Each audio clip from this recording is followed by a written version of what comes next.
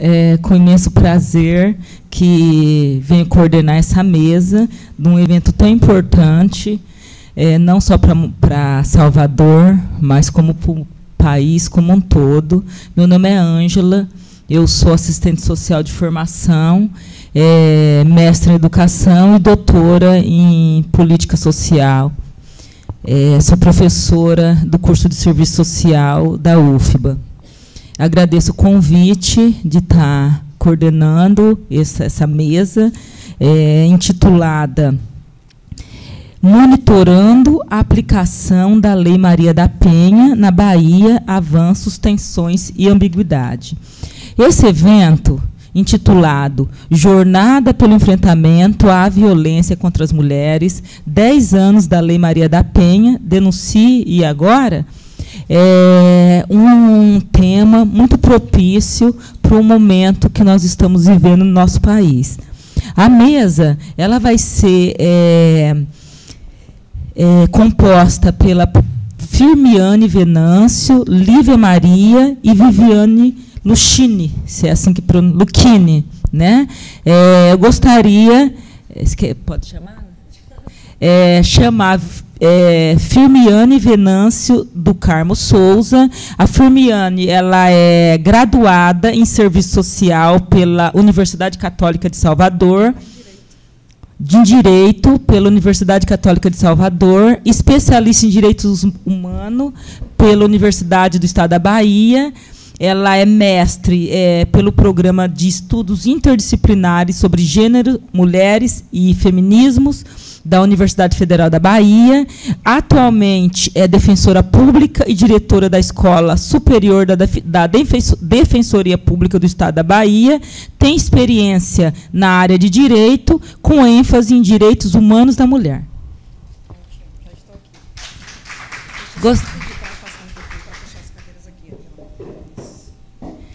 Gostaria também de chamar para compor a mesa Lívia Maria Santana e Santana Vaz. Lívia é bacharel, em Comunicação Social, Relações Públicas pela Universidade do Estado da Bahia e em Direito pela Universidade Federal da Bahia. É mestre em Direito Público pela Universidade Federal da Bahia também, doutoranda em Ciências Jurídico-Política pela Faculdade de Direito da Universidade de Lisboa e também doutorando em Direito pela Universidade de Paris-Sorbonne. Atualmente, ela atua como promotora de justiça do Ministério Público do Estado da Bahia desde 2004, tem larga experiência em direito público, especialmente em direito constitucional e direitos fundamentais. Seja bem-vinda. Gostaria também de chamar Viviane Lucchini, né? Defensora pública do Núcleo de Defesa da Mulher. Mais uma vez frisando a mesa intitulada Monitorando a Aplicação da Lei Maria da Penha na Bahia, Avanços, Tensões e Ambiguidade. A gente poderia seguir a ordem, né? Começando por Firmiane, poderia ser. Cada palestrante tem 20 minutos, né, para falar e depois a gente abre para um debate. Tá certo? Então, fique você com a palavra.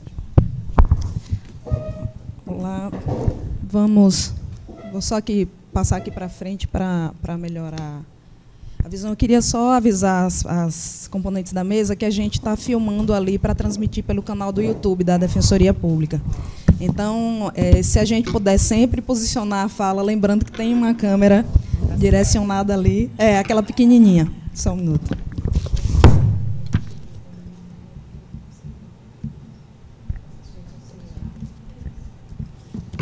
Eu vou seguir estritamente os 20 minutos. Lívia, você quer começar? 20 minutos. Rapidinho, rapidinho.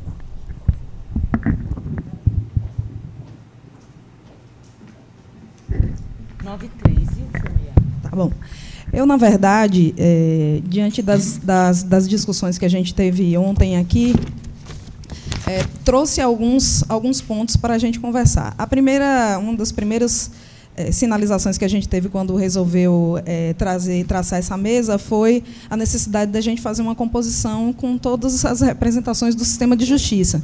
E, diante da dificuldade de a gente trazer uma representação do Poder Judiciário para estar aqui, uma das duas juízas ou juízes que funcionam na vara de violência doméstica da capital, eu pensei em trazer alguns aspectos que são importantes da gente debater sobre posicionamento ou alguns direcionamentos que o Poder Judiciário tem. E aí a gente teria, digamos assim, uma mescla de visões, mas eu vou trazer pontos que realmente são extremamente preocupantes. A primeira... O Rodolfo continua com... mesmo colocando distante. E ontem não estava assim.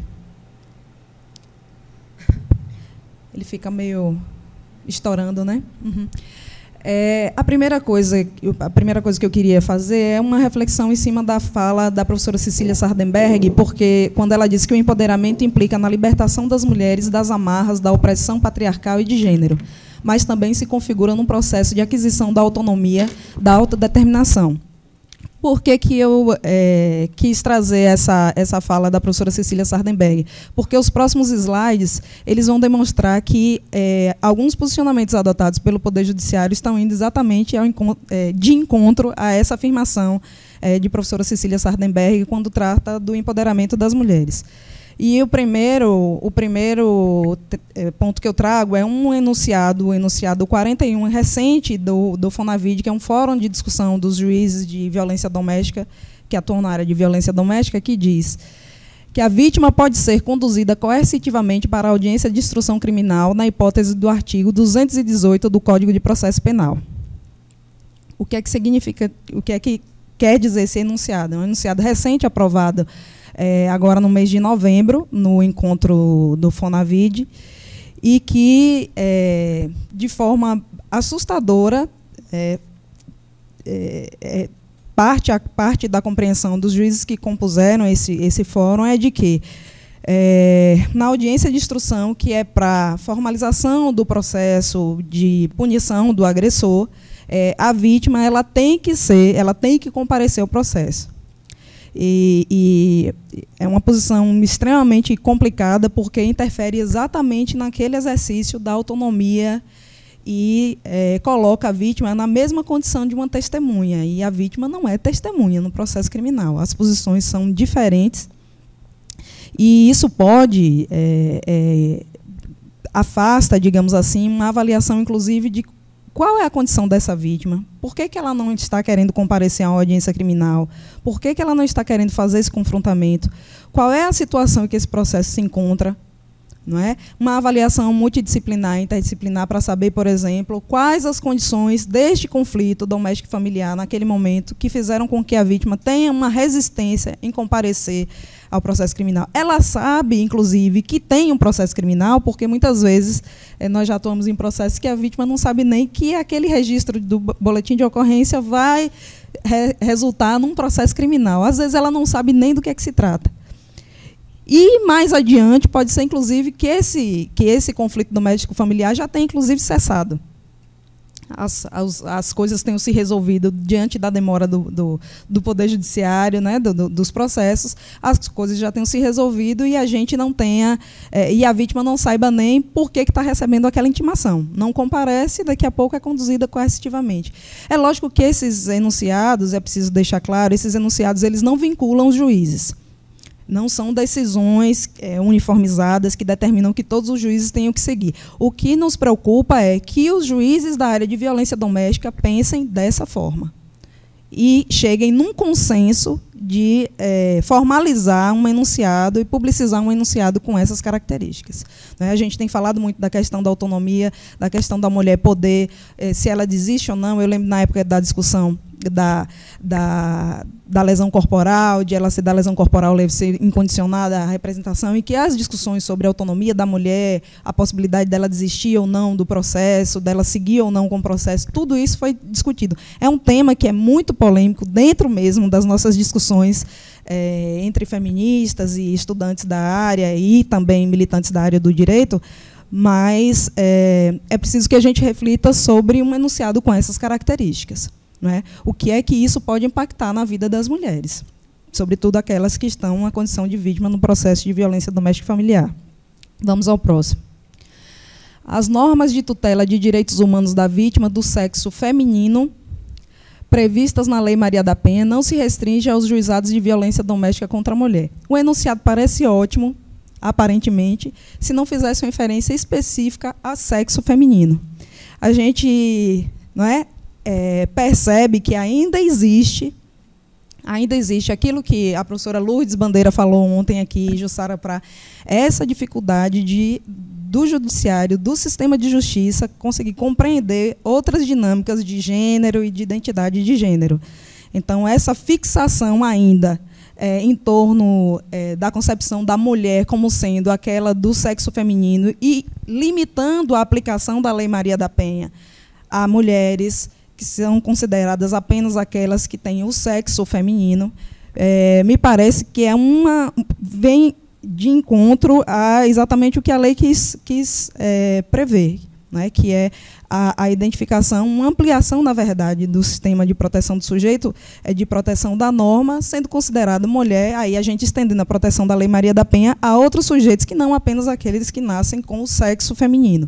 Então, é uma lei que promove, inaugura essa discussão dentro do sistema jurídico brasileiro e, infelizmente, me parece que essa discussão ainda não chegou lá. Há ainda uma biologização, não é isso, dos conceitos e, sobretudo, do espectro de aplicação da Lei Maria da Penha. Então, este dispositivo, em que pese seja bastante interessante, porque aí faz com que a Lei Maria da Penha possa ser aplicada em outras instâncias da justiça, que não apenas as varas de violência doméstica ou os juizados, mas essa restrição ao sexo feminino deixa a gente bastante alerta em relação à limitação de aplicação da lei nesses aspectos. Vamos lá.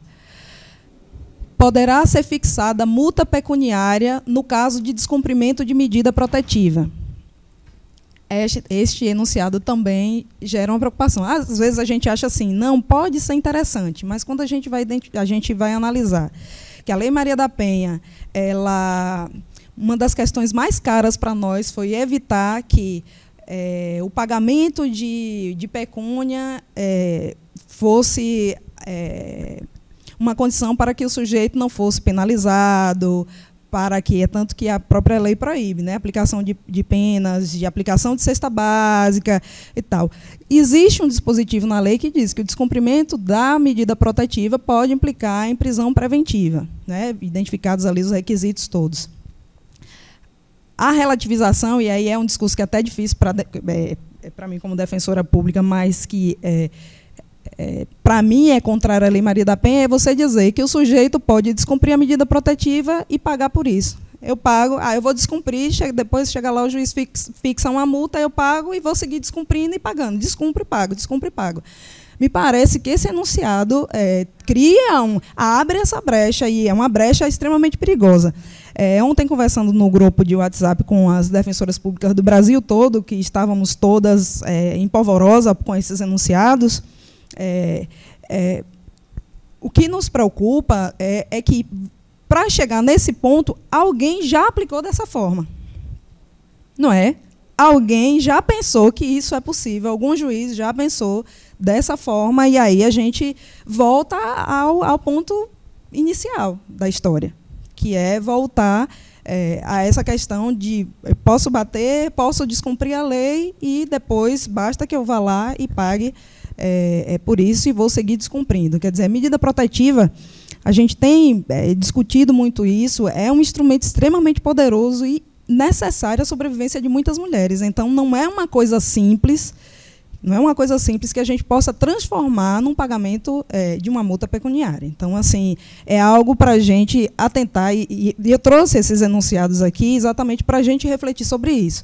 Porque, como tem muita gente que não é da área do direito, é preciso que vocês saibam que dentro da esfera jurídica, esse tipo de situação, de discussão está ocorrendo. Vamos lá? Esse é um problema que a gente sofre demais, que é a questão da hibridez das varas e dos juizados de violência doméstica.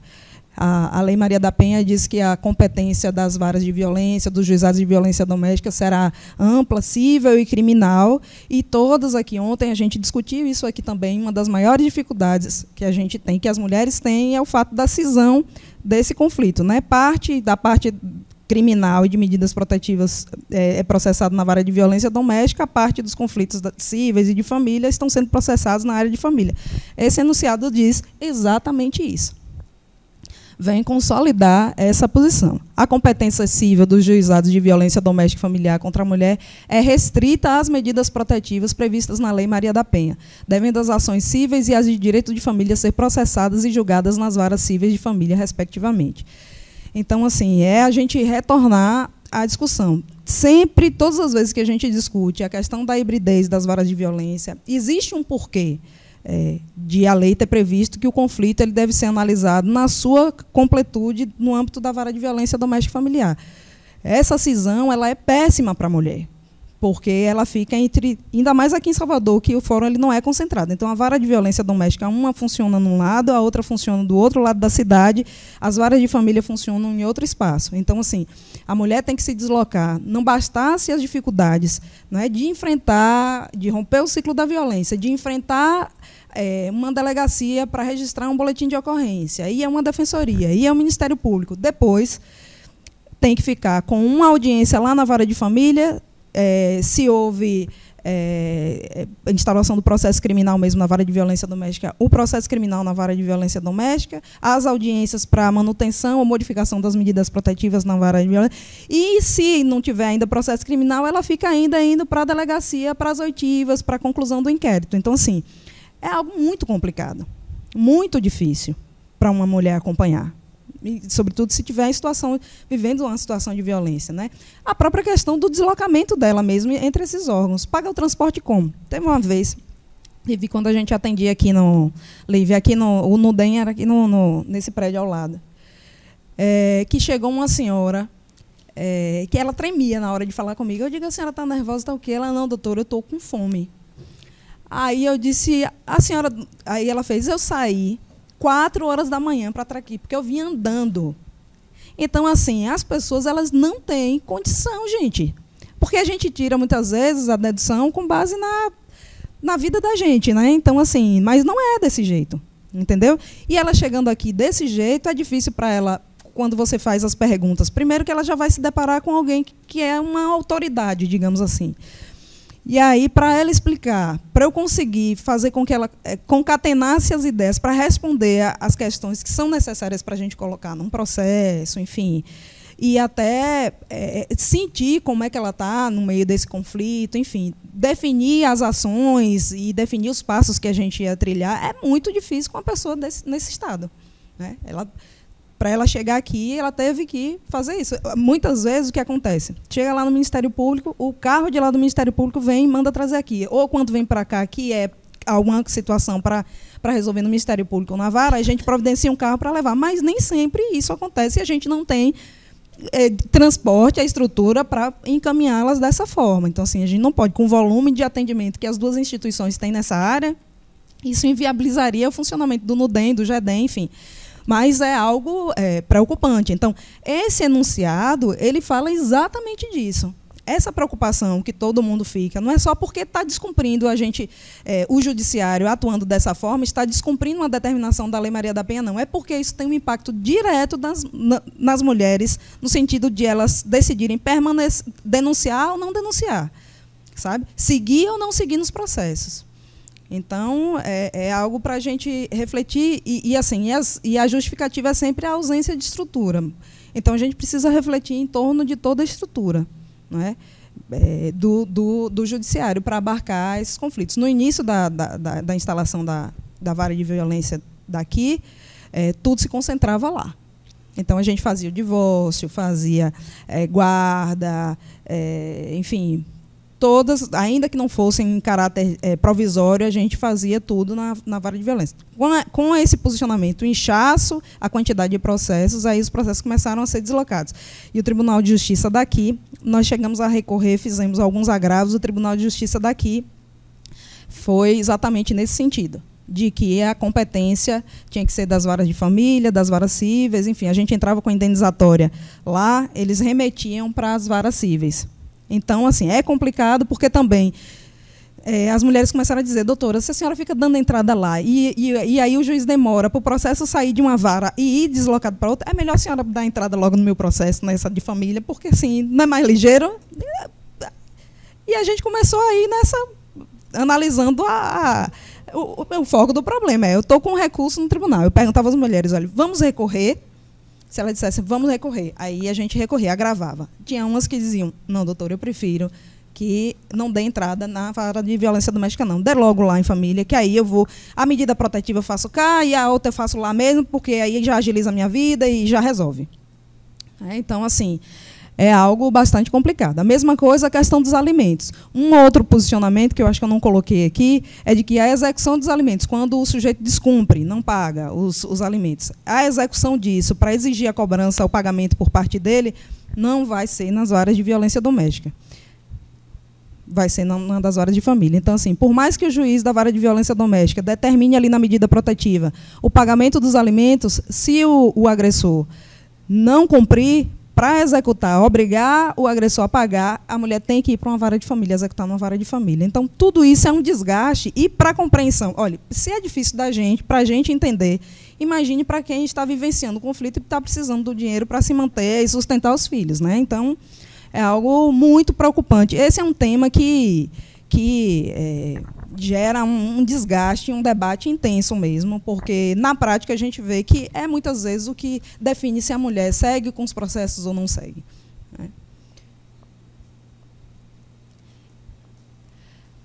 Constitui a atribuição da equipe multidisciplinar conhecer e contribuir com a articulação, mobilização e fortalecimento da rede de serviços de atenção às mulheres, homens, crianças e adolescentes envolvidos nos processos que versam sobre violência doméstica e familiar.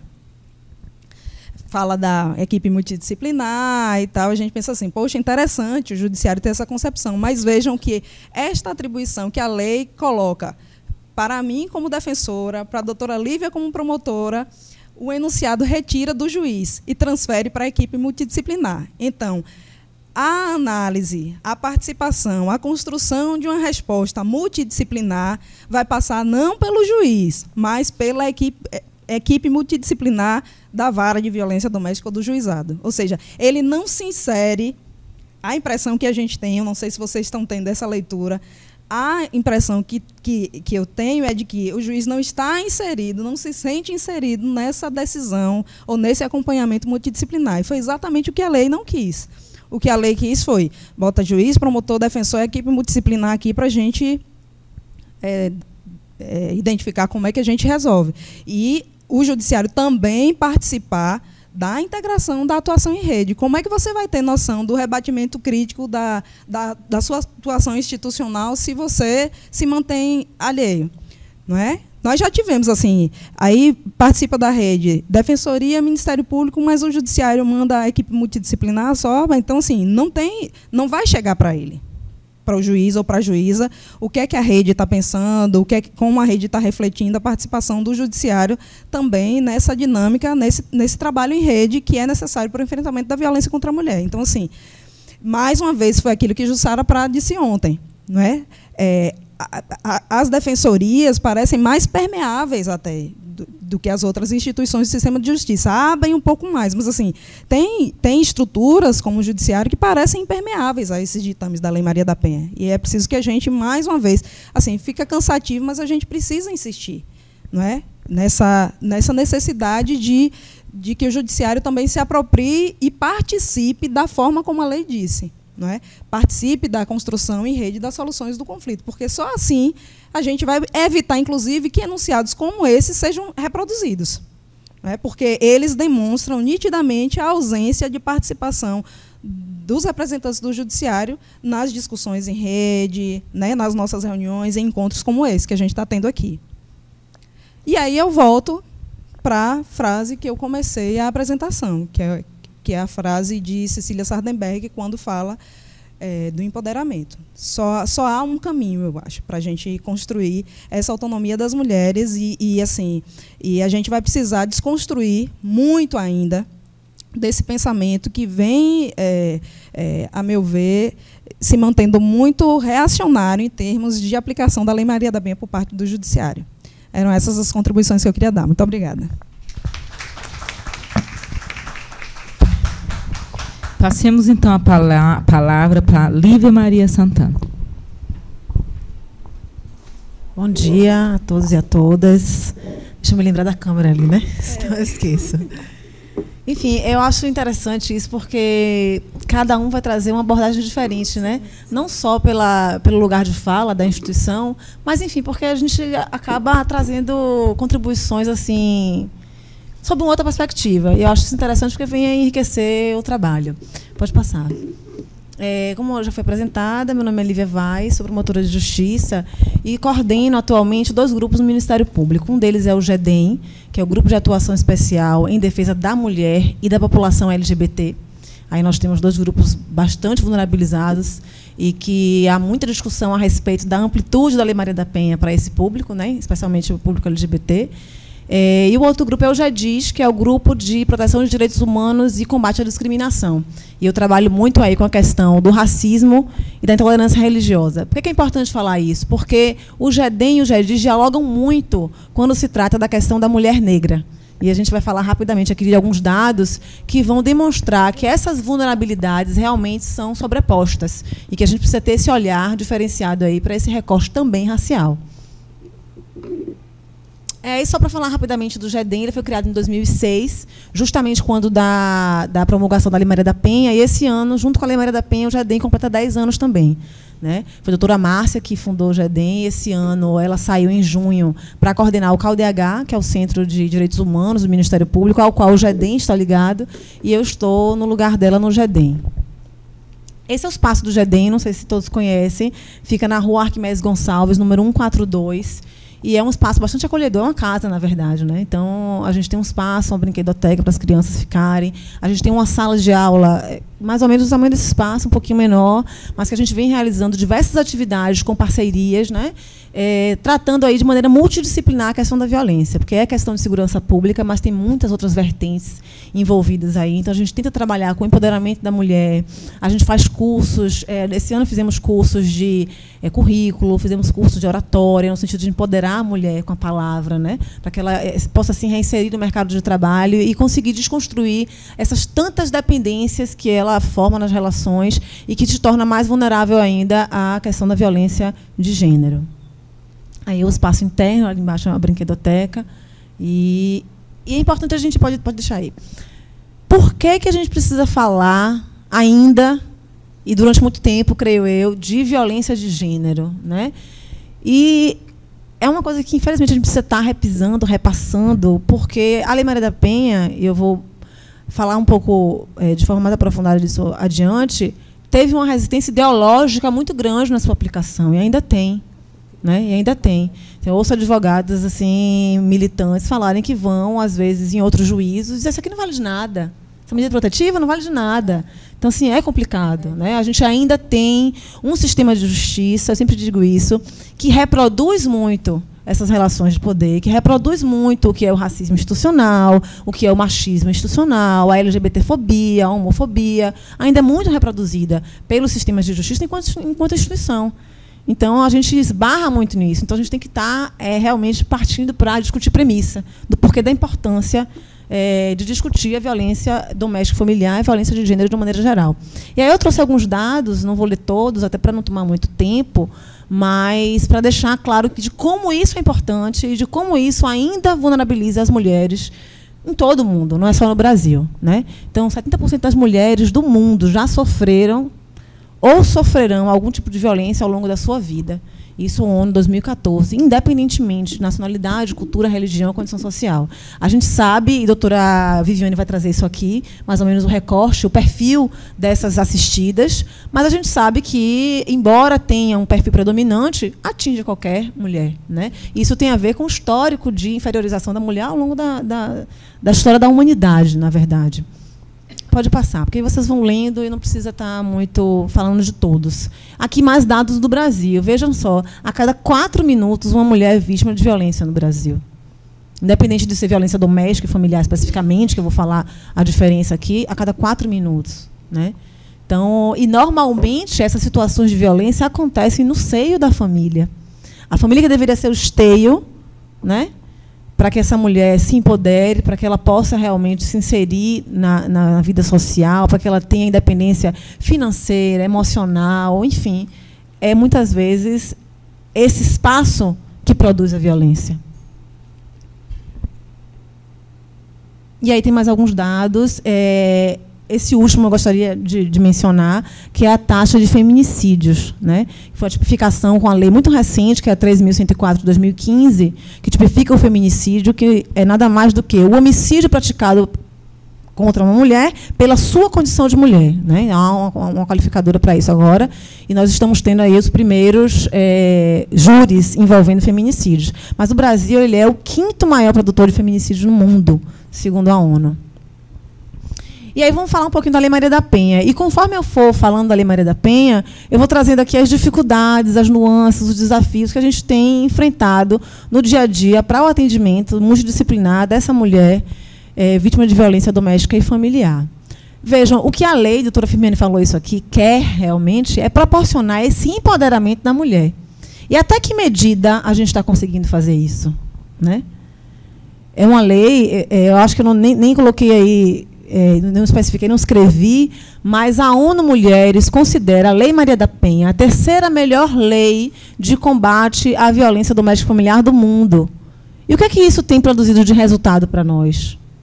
Os números cresceram? Os números não cresceram? Como é que isso está sendo abordado na Bahia? Né? Eu tenho que dizer aqui que a gente tem tido dificuldade de acessar os dados não é, oficiais sobre violência de gênero na Bahia. Os registros nas unidades policiais, nós estamos tendo dificuldade de acesso a esses registros. Como é que a gente contabiliza e faz esse parâmetro antes e o depois da Lei Maria da Penha? Qual é o balanço dos 10 anos da Lei Maria da Penha na Bahia? Uma das dificuldades que a gente tem para fazer essa análise é o acesso aos dados, que nós não estamos tendo da maneira como deveríamos ter. Pode passar. Opa, foi para o fim. Volta. Tem um monte de coisa ainda. Eita. Aí, não. Vá, mais um. Aí. Então, assim, só para que a gente tenha em mente aqui o que é violência doméstica e familiar, ou seja, o que está no âmbito da Lei Maria da Penha e o que não está, e o que isso implica no atendimento na rede. Né? Então, a violência doméstica e familiar, pela Lei Maria da Penha, artigo 5º, o primeiro grande elemento, o fator que diz esse caso concreto é um caso de violência doméstica e familiar, é quando ocorre a violência, das várias formas de violência, que são 5, que a Lei Maria da Penha prevê exemplificativamente, é importante dizer isso. Né? Então, quando ocorre no âmbito da unidade doméstica, e aí é o espaço de convívio das pessoas, é violência doméstica e familiar. Então, por exemplo, se nessa unidade doméstica uma empregada doméstica venha a sofrer, né, qualquer tipo de violência por parte do seu patrão, a gente pode sim enquadrar na Lei Maria da Penha, porque nós estamos falando aí de uma unidade doméstica. Pode passar, do espaço físico. Né? Então, no âmbito da família, e aí eu brinco sempre que não é aquela família margarina, tá? É a família de hoje em dia, a família moderna, a família homoafetiva, enfim, a família monoparental. Então, a lei reconhece também que o tipo de violência que acontece no âmbito da família, da unidade familiar, também é violência doméstica e familiar, e deve entrar aí a proteção da Lei Maria da Penha. E, por último, não terminou ainda não, por último, qualquer relação íntima de afeto na qual o agressor tenha convivido ou conviva ou tenha convivido com a ofendida. Por que isso? Porque não precisa haver coabitação no momento da violência. Então, pode ser um namorado, pode ser um ex-namorado, pode ser um ex-companheiro, também configura aí violência doméstica e familiar. Por que eu estou dizendo isso? Nós estamos tendo muitos problemas em relação à compreensão do que deve ser o atendimento nas DEANs. Nós temos uma norma de padronização das DEANs que é nacional e que determina que o público-alvo, as beneficiárias da DEAN, são as mulheres. As mulheres. O nome até já diz, né? Delegacias especializadas de atendimento à mulher. Então, para que uma mulher seja beneficiária do atendimento que deveria ser, de fato, especializado da DEAN, ela não precisa ter sofrido violência doméstica e familiar. Então, ainda que aquele caso de violência de gênero, né, que é o gênero do qual a doméstica familiar é uma espécie, ainda que seja uma de gênero, de uma maneira geral, as DEANs têm a obrigação de atender essa mulher. Não precisa estar cobertada pela Lei Maria da Penha. Compreendido isso? Isso é importante por quê? Porque temos tido várias reclamações de mulheres que se dirigem às DEANs. Por exemplo, o caso da cantora, acho que é a Yasha, o nome dela, que sofreu uma agressão, uma violência de gênero por parte de um taxista. Ora, eu li para vocês aqui e expliquei cada uma das 3 hipóteses de violência doméstica familiar pela Lei Maria da Penha. No caso dela, ela não tinha nenhum desses vínculos, não era na unidade doméstica, não era no âmbito da família e não havia relação íntima de afeto com o agressor. Mas é violência de gênero, porque ela foi agredida pela sua condição de mulher. Só por isso ela já tem o direito do atendimento especializado da DEAN. E isso está na norma de padronização nacional das DEANs, que traz aí outras cositas, mas que nós não estamos conseguindo implementar aqui na Bahia. Por exemplo, o horário de atendimento. Né? Às vezes, já ouvi a Secretaria de Segurança Pública se manifestar no sentido de que temos, sim, plantão, mas não é o plantão das unidades de atendimento especializado. Então, fora do horário de expediente das DEANs, existe o plantão geral da Polícia Civil. E não é isso que estabelece a norma técnica de padronização. Estabelece que, inclusive, finais de semana e feriados, e noturno, que tenhamos atendimento das DEANs. E nós sabemos, quem trabalha com isso, né, Patrícia, sabe que isso acontece muitas vezes à noite mesmo, nos finais de semana, nos feriados, não tem horário para acontecer violência de gênero. Né? Pode passar. E aí tem alguns detalhes que é importante a gente dizer. A doutora Firmiani já falou da abolição de penas pecuniárias. Né? É importante dizer que cada caso, cada registro de violência doméstica familiar e de gênero, de uma maneira geral, que é registrado na delegacia de polícia, e pode ser registrado em qualquer delegacia de polícia. Eu não posso obrigar uma mulher que esteja ali ferida, fragilizada, vulnerabilizada, a ir para uma das DEANs. Ela pode registrar a ocorrência em qualquer delegacia de polícia, né, que deverá tomar as providências elementares, submissão a exame de corpo de delito, para provar aquele crime e tudo mais, depois encaminha para as DEANs. Mas o atendimento inicial, essa porta de entrada da rede, é muito importante. Então, a mulher pode procurar qualquer delegacia de polícia. Normalmente, ela vai procurar mais próxima, na situação de risco em que ela se encontra. Né? Então, esses detalhes da lei são importantes, porque, primeiro, há que se instaurar inquérito policial em todos os registros, e a gente percebe que isso não tem acontecido. Muitas vezes, a mulher sequer consegue registrar a ocorrência, porque o sistema caiu, porque, enfim, ou se registrou, não consegue levar o BO no atendimento, o primeiro atendimento nosso. E a gente se depara numa situação complicada, porque, embora não seja imprescindível para você pedir a medida protetiva de urgência, o BO, ele é importante. Ele é importante. Ele traz ali elementos, configura pelo menos a recenticidade da violência para que a gente peça uma medida protetiva de urgência, que não se confunde aí com a ação penal. Vou falar sobre isso também. Então, assim, a questão da prisão do agressor é importante falar, mas pode passar que tem mais para frente. Aí, os tipos de violência que eu disse, que é física, moral, patrimonial, psicológica e sexual, mas que, de uma maneira ainda assim exemplificativa. Né? Essas violências, elas se sobrepõem. É muito difícil imaginar uma mulher que sofra violência sexual e que não tenha aí embutida uma violência psicológica, uma violência moral também.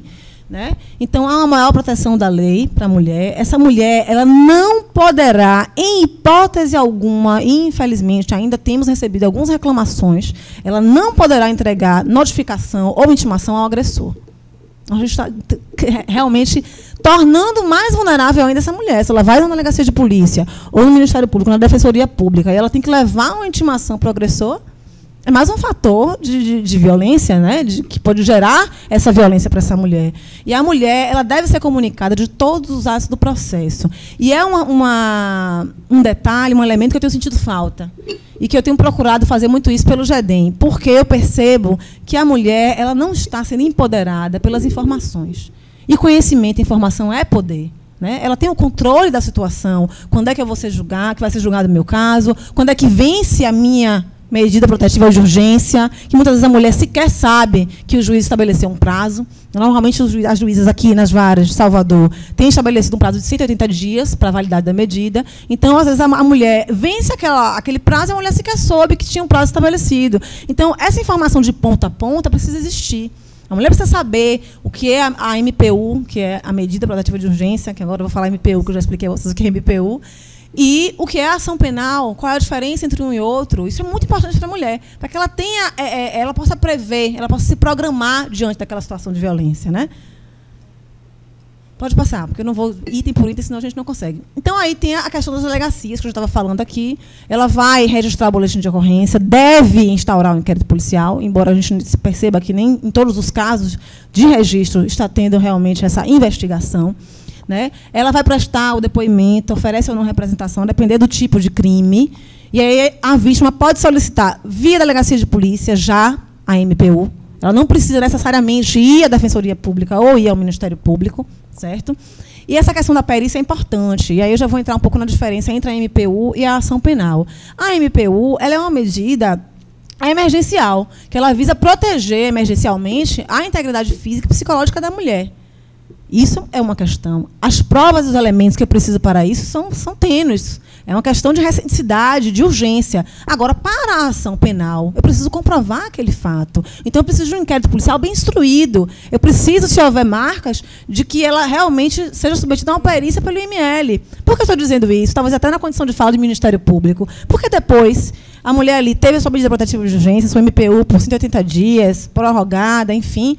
Mas aquilo ali não é ação penal, não é a MPU que vai gerar a condenação daquele agressor, e sim a ação penal. Então, se eu não tenho um inquérito policial bem instruído, eu não vou ter condições de denunciar aquele agressor, ou se eu denunciá-lo com provas muito frágeis, ele não vai ser condenado.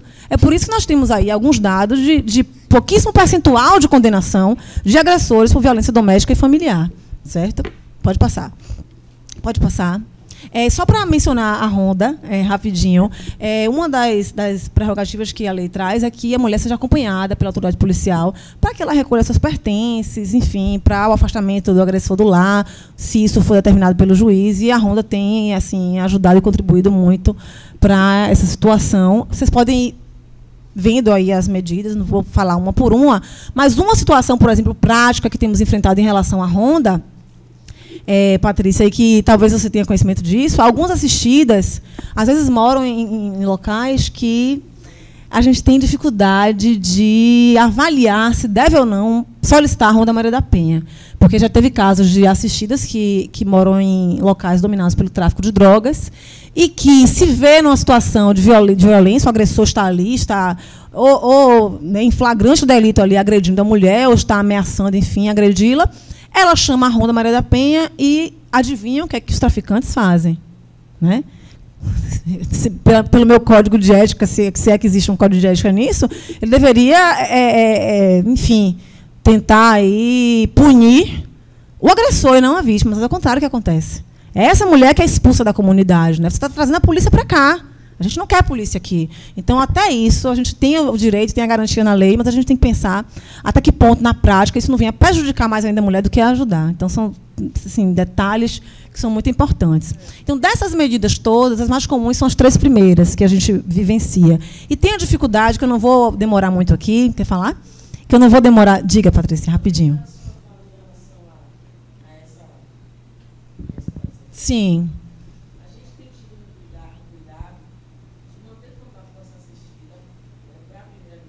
Sim.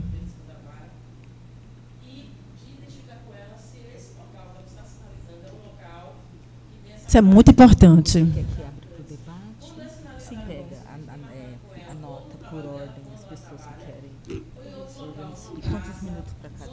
Perfeito.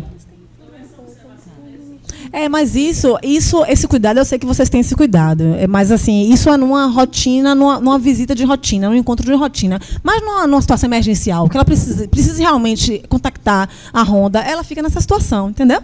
Ela vai ligar, vai chamar, mas aí o resultado pode ser... A gente tem tentado traçar estratégias para que essa situação não ocorra. Inclusive, a gente tem outra informação diferente da sua. Sim. Que bom, que bom. Porque os poucos casos que eu atendi desse tipo de gravidade era o contrário. Que bom. Dar um corretivo nos agressores. Eu acho isso melhor, pelo menos, ou menos pior do que a assistida ficar nessa situação. Mas, assim, para não pontuar muito, porque a doutora Firmina já falou, a dificuldade em relação aos alimentos provisórios, né, e a suspensão de visitas, que são aí competências também da vara de família. Mas, doutora Firmiani, nos últimos meses estamos conseguindo alimentos. Os alimentos conseguem. Estamos conseguindo. O problema é a execução dos alimentos. Mas a gente não conseguia nem a decisão. A gente estava com dificuldade até a decisão, pelas duas varas, em conceder os alimentos. Agora isso já está mais tranquilo. Mas isso não esbarra em outras, né, não deixa de esbarrar em outras dificuldades. Pode passar. E aí são as outras medidas, pode passar também, para a gente agilizar. O procedimento eu não vou explicar, só para falar a diferença entre o que é a MPU e o que é a ação penal, que eu já pontuei aqui. Né? Pode passar também. Eu quero falar já agora já da parte do processo criminal, pode passar. Aí. O último slide, aí eu queria trazer assim, algumas reflexões para vocês. Vejam só, eu já falei aqui, né, que a Lei Maria da Penha, segundo a ONU Mulheres, é a terceira melhor lei de combate à violência doméstica e familiar do mundo. Né? O que está faltando, então? O que é que está faltando?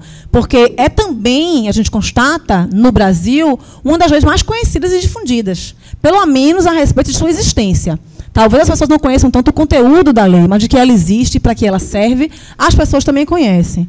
Agora, é o que eu falei, né? Primeiro de tudo, há uma resistência ideológica na aplicação dessa lei, e ela já nasceu com esse embate em relação à sua constitucionalidade, justamente por essa resistência ideológica. Aí eu quero falar, voltando para a questão da Bahia, rapidinho para vocês, alguns dados para vocês terem noção de como a situação está na Bahia, para a gente refletir sobre isso.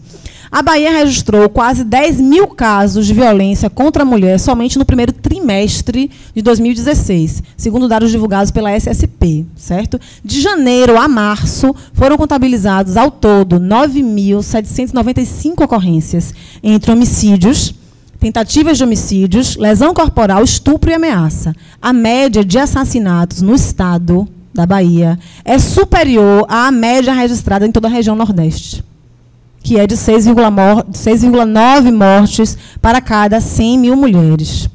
Segundo a SSP, somente nos 2 primeiros meses de 2016, foram 49 mulheres assassinadas no estado, 13 delas em Salvador. Durante todo o ano passado, 2015, 266 mulheres foram mortas na Bahia, das quais 69 em Salvador. Então, o que está acontecendo com essa lei, que é a terceira melhor do mundo e que a gente não está conseguindo aplicar? Né? Não quero trazer respostas, quero trazer realmente dúvidas, questionamentos para reflexão. Reduzimos esses índices? Parece que não. Né? Parece que não. Isso pode se dever também ao maior conhecimento do acesso à rede, à própria lei, enfim. E fora que a gente não pode também deixar de falar da subnotificação. Né? Esses dados não são realmente os dados que correspondem aí à quantidade exata de casos de violência doméstica e familiar.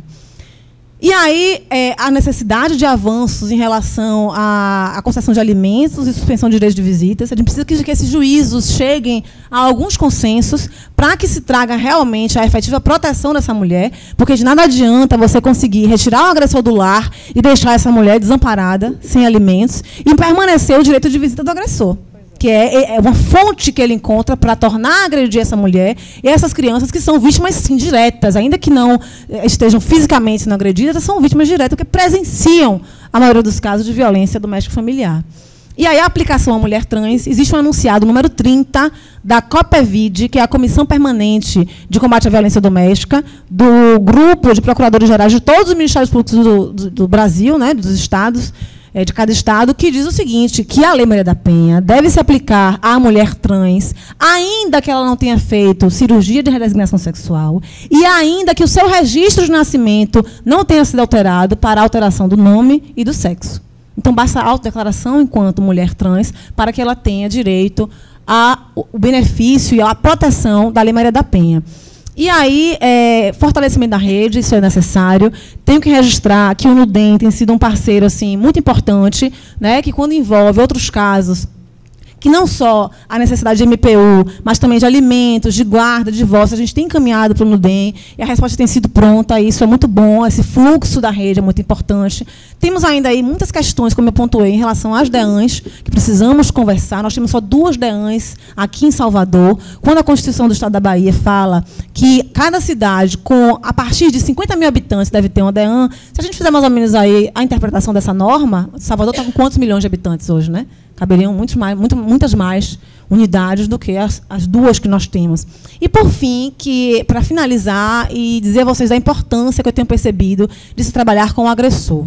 Nós que trabalhamos com violência doméstica e familiar temos dificuldade, eu digo por mim, em trabalhar com o agressor. Nós, no GEDEM, não atendemos agressor, até para não gerar aquela situação de maior vulnerabilidade para a mulher. Mas, ainda que a gente não atenda nesses espaços específicos, nós temos que trabalhar, sim, com o agressor, porque é uma questão de educação. Então, no último encontro que tivemos agora, em Belém, com a Copevide, esse grupo nacional, né, dos promotores de justiça nos direitos humanos, vimos alguns projetos muito interessantes de trabalhos com os agressores. Como é que se faz isso? Na MPU, além de trazer lá as medidas protetivas para a mulher, a juíza ou o juiz estabelece que o agressor passe por um acompanhamento psicológico pelo período de 6 meses. Esse foi um dos projetos que a gente viu lá.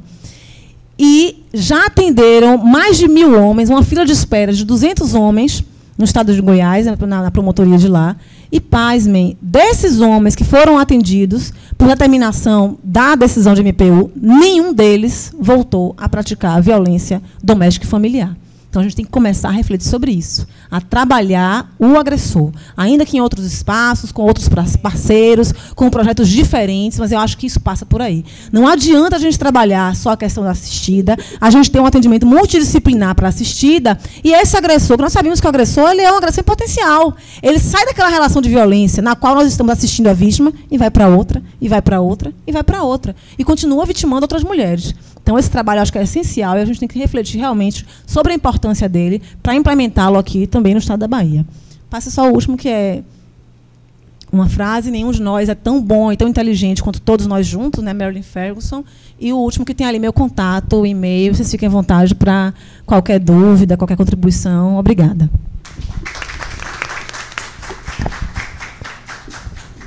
Excelente contribuição, muito obrigada. Passa, então, a palavra para a doutora Viviane Lucchini, defensora pública do Núcleo da Defesa da Mulher.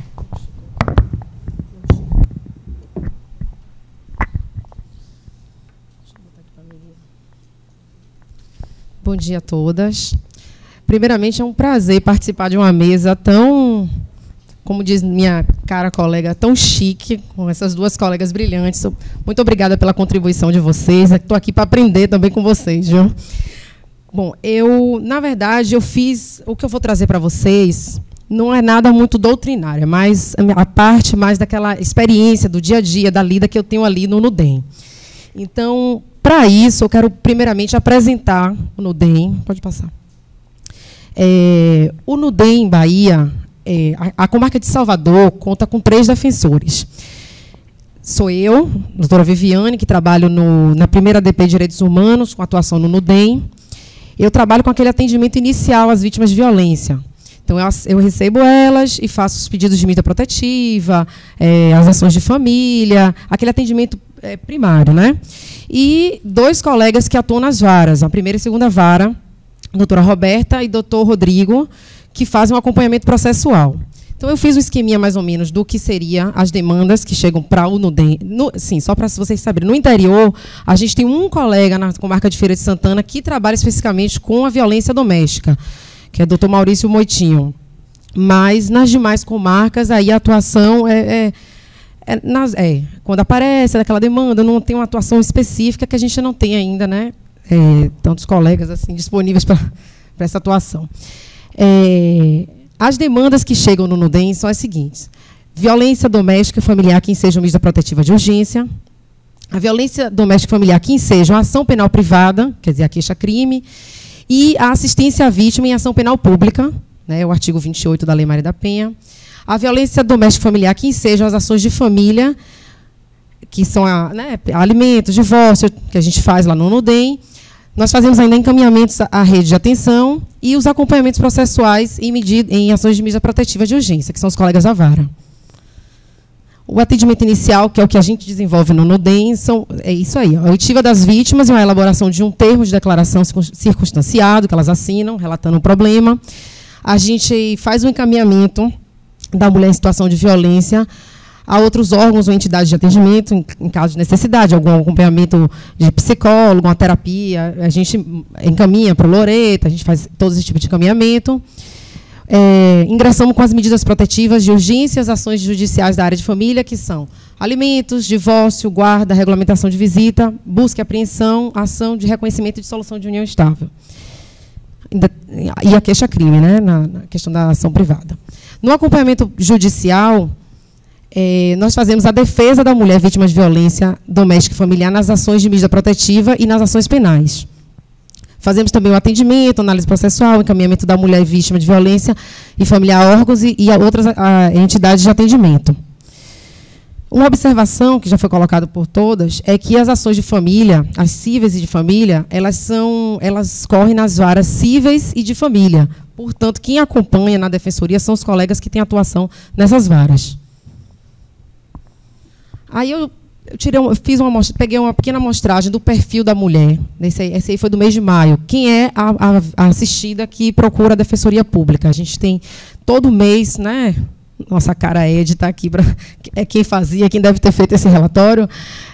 Nossos relatórios mensais com a amostragem do perfil da mulher atendida. Então, a gente tem aí todos os dados, aí a gente tem esse dado de cor e raça, né? 57% das mulheres jacuparda, 31% negra, 9% branca. Pode passar, que eu vou só pincelar os dados, porque a gente tem mês a mês e a gente tem todo um balanço. E, assim, quem tiver curiosidade de algum estudo, qualquer contribuição que a gente possa fornecer nossos dados, está à disposição. Religião, temos aí. Pode passar. Situação profissional, trabalha 41%. 55% não trabalha, 4% nunca trabalhou. Os nossos atendimentos, 51% orientação, 45% a primeira vez, 4% de retorno. Porque, como é o atendimento inicial, geralmente é aquela primeira vez, a gente já dá prosseguimento e os colegas da vara, né, seguem com o processo. Grau de parentesco, né, do agressor. Temos aí ex-companheiro. Volte só um pouquinho para a gente. 38%, está vendo ali? Marido, 31%, a maioria, aí é bem menos, irmão, genro, né? Pode passar. A renda, temos aí também. Nossas ações ajuizadas, mais ou menos ali. 39% de medida protetiva, 32% de alimentos, 13% de guarda. Você vê que a grande maioria é medida protetiva, realmente, alimentos e guarda, que é o grande, né? Pode passar.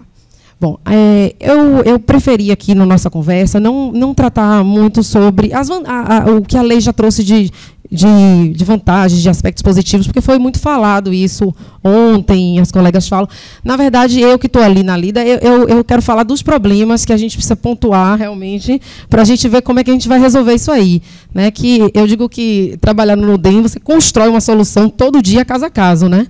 Então, aí o primeiro problema que eu acho que a gente vem passando hoje é o acolhimento. Eu acho que todo mundo que faz parte da rede sente isso. Porque o acolhimento, eu acho que é o momento mais importante para a mulher na situação de violência.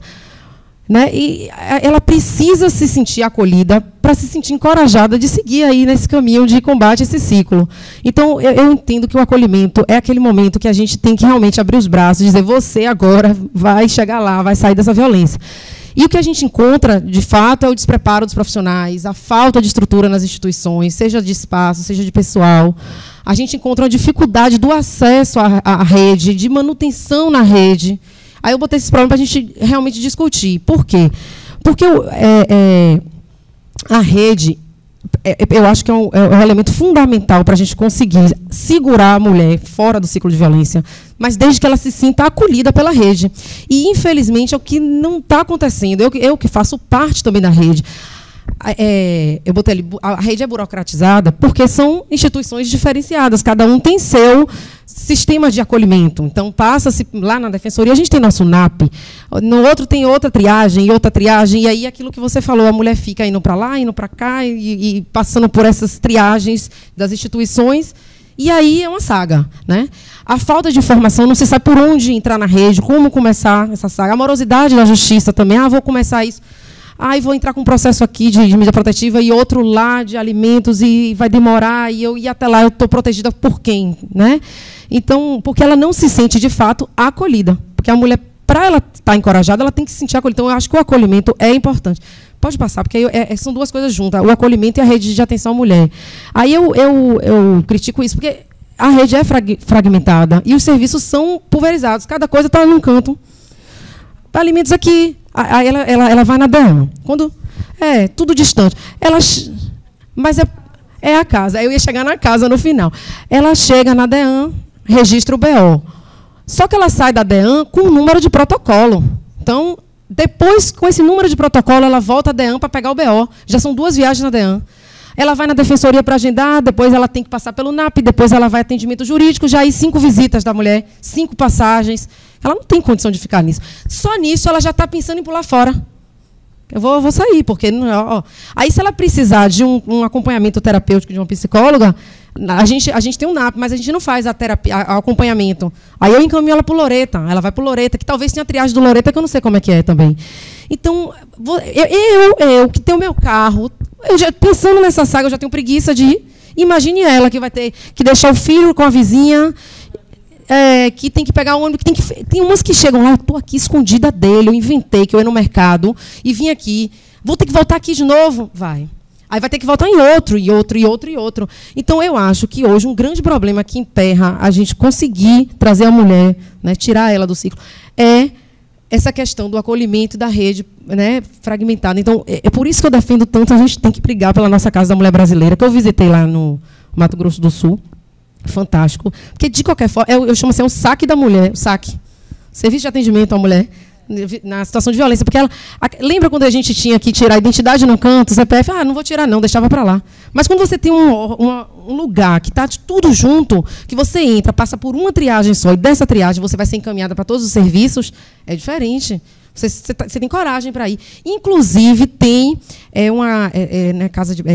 um acolhimento lá, casa de passagem, não. Elas podem ficar abrigadas por um... Tem um lugar para elas ficarem abrigadas. Então, tem umas que chegam na defensoria, não era, Ed? Com mala e filho. Eu vim para ficar aqui. Como é que vim para ficar aqui? Se ela chegar na Casa da Mulher Brasileira, ela tem ali um lugar para ela ficar, pelo menos por um tempo.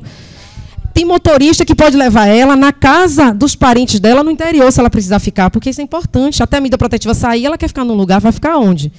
Então, eu acho que o grande avanço que a gente vai ter é quando essa Casa da Mulher Brasileira chegar aqui, já está chegando em alguns, vamos todas da rede batalhar por essa Casa da Mulher Brasileira.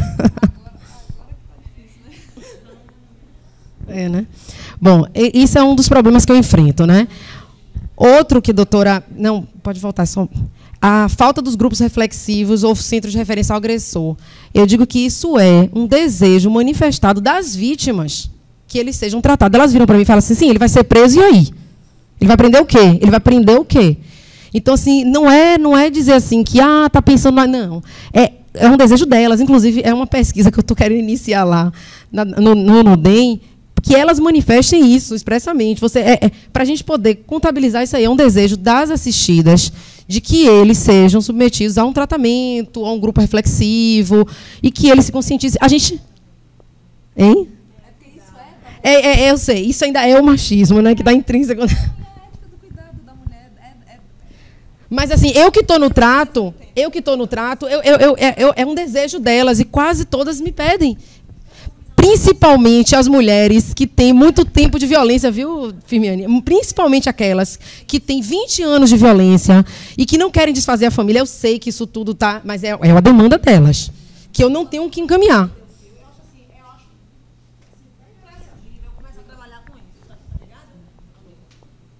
Eu acho assim imprescindível começar a trabalhar com isso. Mas tem um detalhezinho que eu não falei que me preocupa, que a partir desse trabalho, a gente está incentivando ou impulsionando a mulher a uma reconciliação.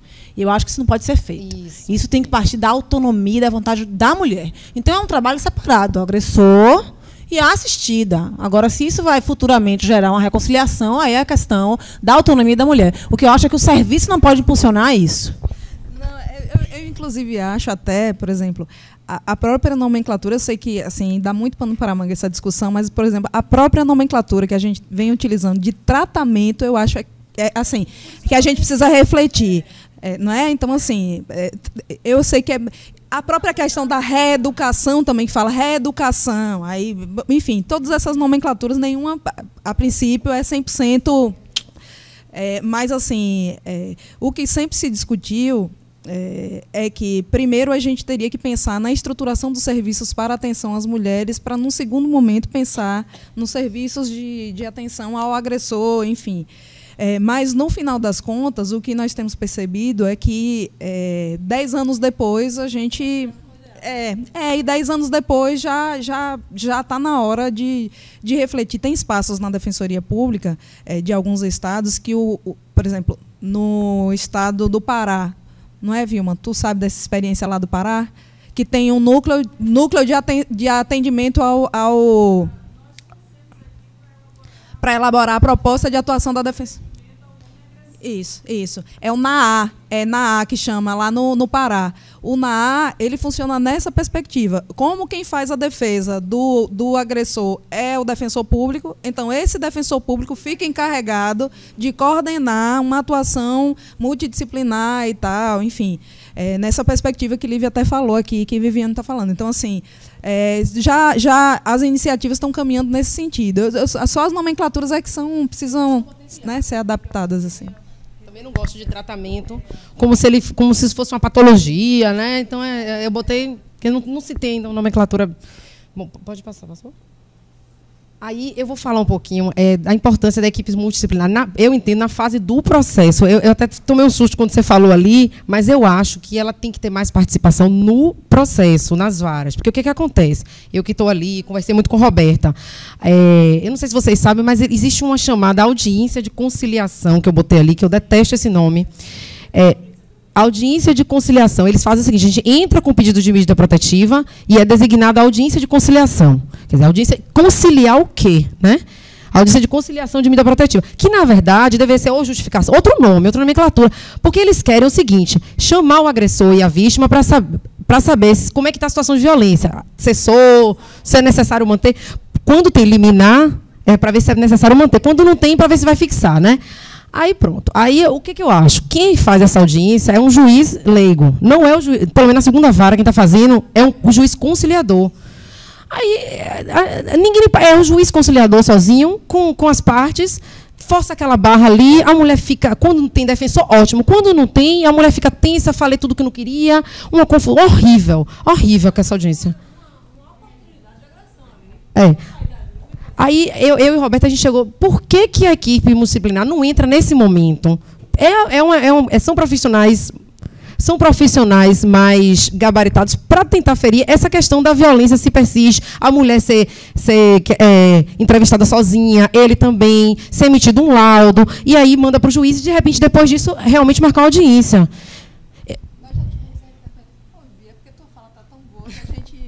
Fica querendo se meter, né? Me desculpe, é até deselegante, porque ninguém se meteu na minha, eu estou me metendo na das duas colegas aqui. Já é a segunda vez que eu faço isso. Queria só registrar a presença das professoras Jussara Prá e Lourdes Bandeira, que estão aqui conosco, e de Vilma Reis, minha professora. Né, Vilma?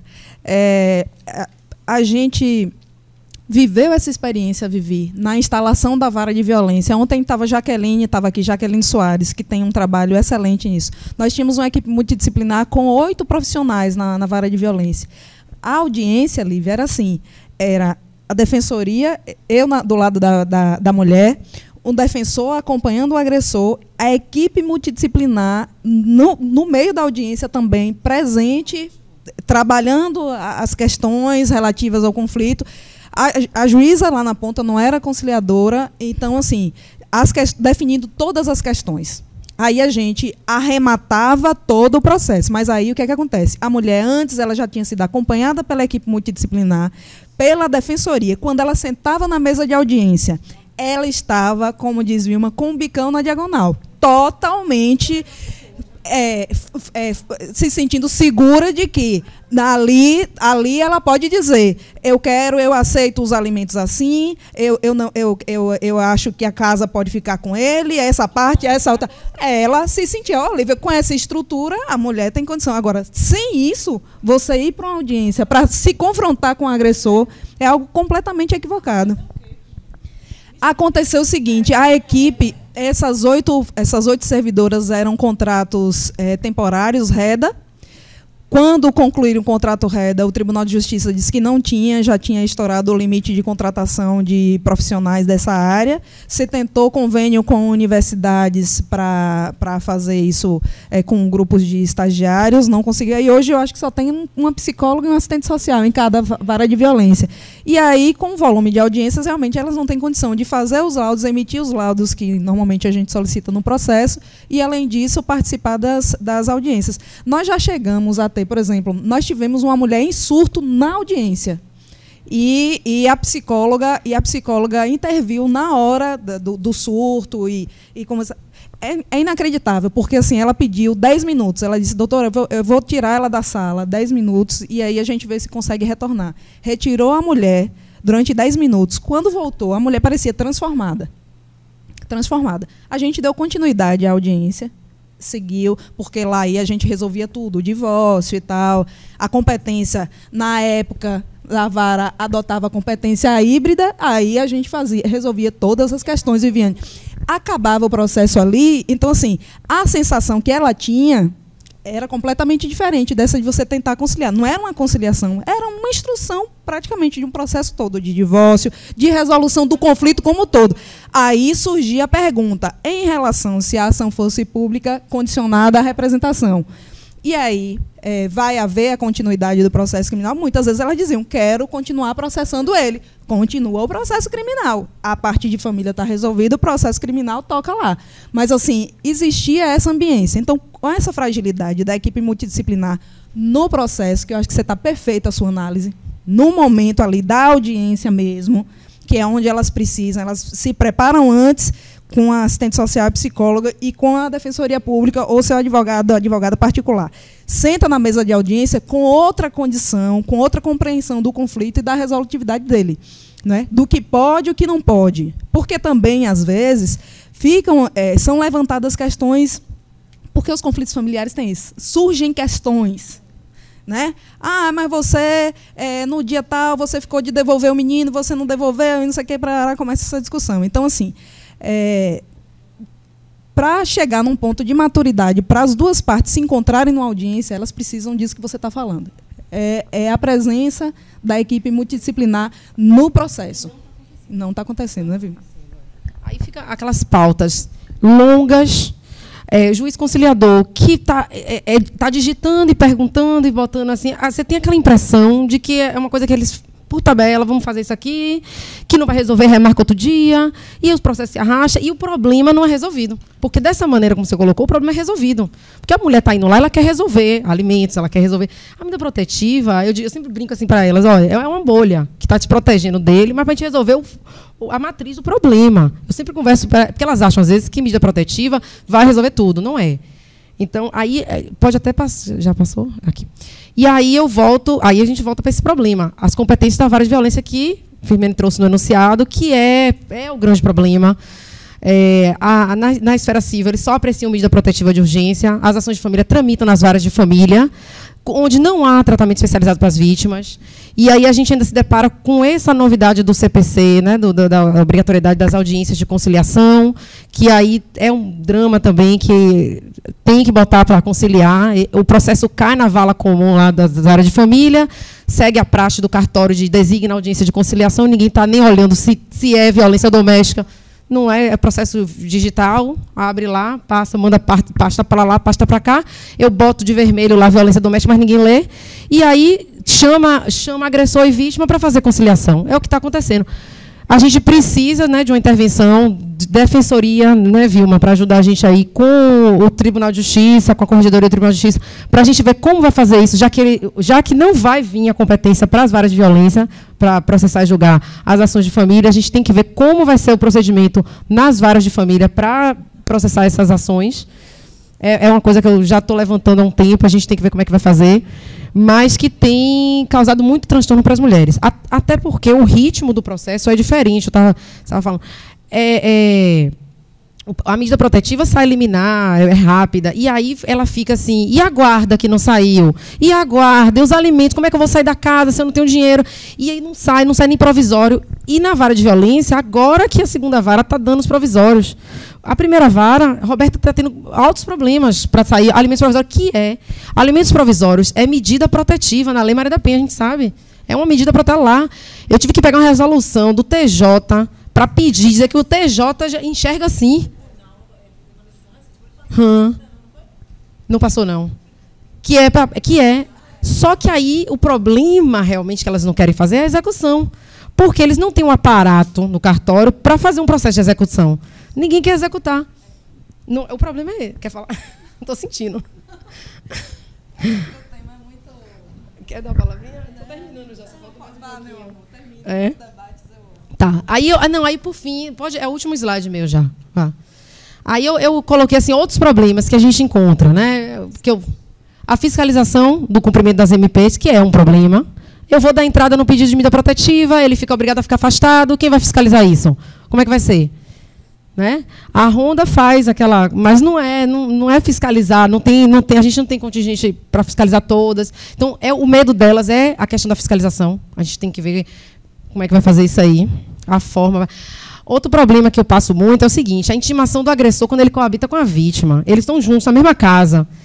E aí, ela não tem para onde ir. E ele está lá dizendo que não vai sair. Sim, aí eu vou entrar com a medida protetiva, o oficial vai intimar ele lá, ele vai me matar depois, eu não quero, eu estou com medo, eu vou para onde, bota ela onde, não quero ir para casa-abrigo. E aí o drama de onde ela vai ficar até a medida protetiva sair, ele vai ser intimado. Eu tenho esse problema. Outra coisa que está acontecendo foi o que Lívia falou, que também foi até numa reunião da rede que a gente levantou, foi a questão, o registro do BO e as intimações em comunidades onde há o poder paralelo. Né? Então, na verdade, elas ficam sem vontade até de registrar o BO. Eu não vou... Uma chegou lá para mim e disse assim, olha, eu não quero nem registrar o BO, porque tem tráfico, já disse que não é para entrar ninguém lá, e não sei, eu não quero nem registrar o BO. Aí não quer que o oficial de justiça vai intimar, vou fazer o quê? Eu não tenho onde ficar, não tenho o que fazer. Eu não posso dar entrada no pedido de medida protetiva sem ter um lugar para intimar o agressor. Eu disse a ela. E aí, vamos fazer como? Aí não entra. Aí ela foi para casa pensar se vai entrar ou não. E enquanto isso, pode estar sendo espancada. Aí é um drama, porque você fica de mãos atadas, porque você tem que conviver com poder paralelo, fora da lei. Você trabalha na lei, tem que ainda, né, trabalhar com isso. Então, eu não sei o que fazer com essas situações, já chegou lá. E essa retirada dos pertences pessoais também a lei diz e tal, mas é um pouco dramática também. As mulheres, elas me perguntam muito que dia, vão marcar comigo, vão me levar até lá, vão buscar, e perguntam muito como é que é, se ele vai estar em casa, se ele não vai estar, se tem que ter chave. E aí eu acho que isso também é um drama para elas, porque às vezes elas saem fugidas, sem roupa, sem nada, querem logo, e para marcar demora, porque não tem escolta sempre para levar. Então, é outro drama também delas, é a retirada dos pertences pessoais. Então, eu levantei a problemática, a gente debater aí e ver como é que resolve na prática isso aí. Obrigada.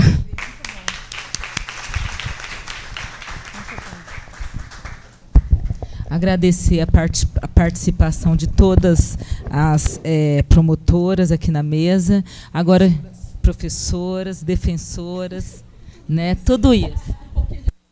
Tá ligado, né? Tá ligado? Tá, meu bem. Queria abrir para o debate, né? Vamos escrever as questões ou então alguma reflexão que vocês têm. Vilma Reis. Tatiane Oliveira. Sabe de onde? Sei. Quem mais? Vilma, Tatiane Oliveira. Bem-vinda, viu, Lena Maria? Você quer vir aqui, Vilma? Ô, Vilma, olha só, é porque, mais uma vez, os colegas pediram e para a gente registrar aqui pelo canal do YouTube da Defensoria. Isso. Chega aqui.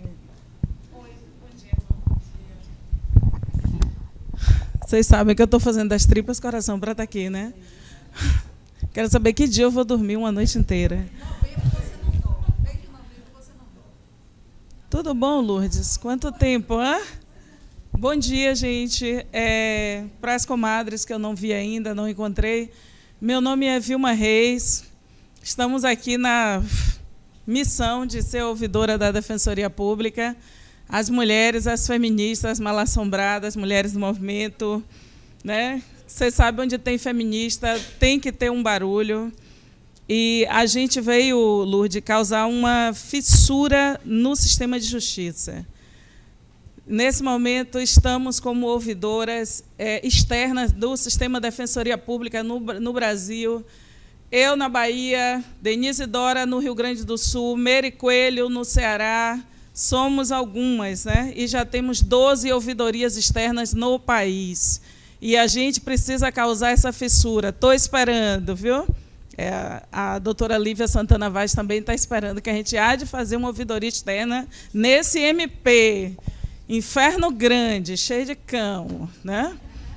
Então, a gente há de fazer ouvidoria externa. A DPU, a gente está ajudando o nosso Conselho Nacional a fazer ouvidoria externa. Por isso, doutora Viviane, porque nós acreditamos que, e vamos fazer isso agora, no dezembro, que é os 16 dias de ativismo pelo fim da violência contra a mulher. Eu considero que na Bahia tem que ser para acabar com essa brincadeira e abrir a casa da mulher brasileira. Nós não aguentamos mais. Política pública não é para devaneio e nem para viagem, né, de quem quer fazer a sua onda política. É aqui em Salvador que não tem o Conselho da Mulher, Conselho Municipal de Direitos da Mulher, está no jeito que está. É aqui na Bahia onde o Projeto Viver está passando pelo que está passando.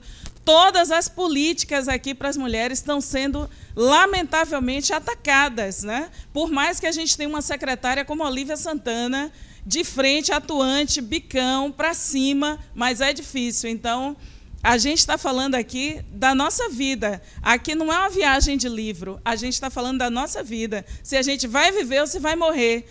Porque a linha que separa a gente que mora aqui pertinho no centro da cidade, dessa mulher de Piripiri, da Ilha de Maré, que não consegue, porque se ela atravessar a rua dela para dar queixa, o marido se filia ao traficante, essa linha é muito próxima, né? Foi através da defensoria que eu fui, inclusive com outras pessoas, para tirar o cara de cima da laje da minha irmã, em Águas Claras. Então, não tem linha, aliás, nem tem linha, né? E tirar meu sobrinho vivo. Então, a onda é muito pesada do que a gente está falando. Então, eu acho que abrir a Casa da Mulher Brasileira, para a gente, é uma questão de missão, né? Acho que a gente pode recorrer a um PADAC? Pode. Acho que a doutora Lívia Santana pode baixar uma medida pelo MP? Pode. Mas acho que o movimento pode muito, né? A ouvidoria, junto com a rede de atenção, de enfrentamento à violência, acho que os movimentos que estão aqui, os movimentos que não estão aqui, eu acho que a gente deve batalhar nesses 16 dias de ativismo pelo fim da violência, porque os adversários da Lei Maria da Penha, lamentavelmente, estão encastelados na justiça. Os adversários da Lei Maria da Penha, né? Homens horrorosos, que, para serem promovidos, conseguem vir para espaços que eram para garantir os nossos direitos, né? Então, a gente... um dos motivos, né? Ontem a gente viu, não foi, Márcia, Grada Quilomba, dentro do Vila Velha. Essa mulher poderosa está aqui na Bahia para fazer uma residência no Goethe Institute, e eu acho que a gente deve também convidá-la para uma dessas rodas dos 16 dias de ativismo. Ela é hoje, quer dizer, uma feminista, filha de guineense, que cresceu em Lisboa e que está no front em Berlim e veio para a Bahia e vai ficar aqui até dezembro, né? Ontem ela estava lá com Carol Barreto, o Vila Velha lotado, porque nós temos questões a resolver. E acho que é uma forma também da gente sair um pouco do nosso muro do Brasil. O Brasil, historicamente, sempre conversou com o movimento feminista fora daqui e a gente trocou experiência. E, nesse momento, os golpistas, esses senhores horrorosos do século XIX, que querem nos governar no século XXI, os golpistas, né, e que eu espero, né, que aquele cara que teve coragem de denunciar Gedel Vieira Lima, um dos nossos algozes, um dos que ajudou a destruir Dilma Rousseff, tentou, né, que eles não vão conseguir destruir. a gente está vendo o que eles estão fazendo com o Estado brasileiro. E parece uma brincadeira, a Casa da Mulher Brasileira toda montada em Salvador, e esses senhores que se sentem donos da Prefeitura de Salvador não conseguem tirar do papel. A gente, Helena, é que vai ter que tirar do papel a Casa da Mulher Brasileira e botar para funcionar. Nem que a gente tenha que ocupar. Todo mundo já ocupou, as feministas também precisam ocupar.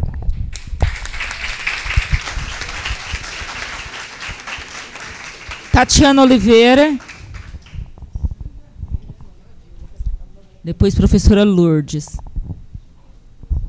Então, bom dia. Eu acho, assim, firme, é muito central na fala de todas vocês o judiciário, sabe? Que acho que é o que a Vilma falou. Eles são realmente os adversários da Lei Maria da Penha. E eu acho que a gente tem que começar a fazer um resgate histórico da resistência do judiciário em relação à lei. Desde o primeiro momento em que a legislação começou a ser construída pelas feministas, os juízes se politicamente para desconstruir a Lei Maria da Penha. Desde do GT, né, do grupo interministerial que discutia, até a aprovação no Congresso, foi muito lobby político, coisa que o judiciário diz que não faz, mas faz. Mas dessa vez fez abertamente, exatamente, fez abertamente lobby político, procurando deputado, procurando senadores, para que a gente ainda continuasse com os procedimentos da 9.099 nos casos de violência doméstica, né? A gente tem a aprovação da Lei Maria da Penha, acho que a fala da Isis, né, foi muito legal de resgatar isso. A gente teve a Lei Maria da Penha, os juízes continuaram aplicando a 9.099. Anos depois, a gente tem que entrar com ações declarando a constitucionalidade da lei e a inconstitucionalidade do uso dos GCRIMs. Não adianta, os juízes e juízas continuam aplicando a 9.099. Suspensão condicional do processo é feita cotidianamente. A gente tem um olhar muito voltado para os juizados e esquece que a Lei Maria da Penha é aplicada em todos os municípios brasileiros por todos os juízes. Deveria ser. Então, a gente não sabe como os juízes e juízas que trabalham fora dos juizados têm interpretado a Lei Maria da Penha. E, para mim, assim, para reforçar, assim, é muito simbólico os enunciados. Porque o que acontece é nitidamente uma resistência à perspectiva feminista. Todas as discussões que a gente vai ver dentro do sistema de justiça, dentro do Ministério Público, defensorias públicas, juizados, delegacias e até algumas instituições de assistência social. Quando tem problema com a Lei Maria da Penha, quando violam o direito das mulheres, é porque não aplicam a lei em perspectiva feminista. Então, é uma resistência enorme. E os enunciados têm sido isso, sabe? Eu acho firme. É interessante a gente perceber que todos os enunciados são reinterpretações das perspectivas feministas, de forma que esse tecnicismo, essa interpretação do processo, sabe, esse passo a passo, não seja enxergado como uma resistência à lei, mas um processo de adaptação dela, porque ela não é muito nítida. E se você for ver toda a adaptação, reinterpretação que os juízes e juízas têm dado, são nesse sentido, de voltar, de fazer da Lei Maria da Penha aquela lei crua, nua, androcêntrica, neutra, né? Então, assim, eles estão assim num conluio enorme, muito bem articulado para detonar a Lei Maria da Penha. E com essas pautas retrógradas dentro do Congresso relacionadas à Lei Maria da Penha, eles vão acabar fazendo lobbies intensos para que a Lei Maria da Penha não tenha mais nenhuma validade no ordenamento, sabe? Pode até estar aprovada, mas vai ser um processo de reinterpretação de norma que a Lei Maria da Penha vai absolutamente deixar de ser aplicada nos casos de violência doméstica, sabe? Enfim, assim, eu queria só reforçar assim, como é importante, e assim, não é só na fala de quem está aqui, que é do sistema de justiça. Qualquer outra pessoa que vem para cá para frente, vem assistente social, vem psicóloga, todo mundo centraliza o judiciário como um problema. E eles são intocáveis, né? Por exemplo, essa ausência de participação de juízes e juízas aqui não é só aqui.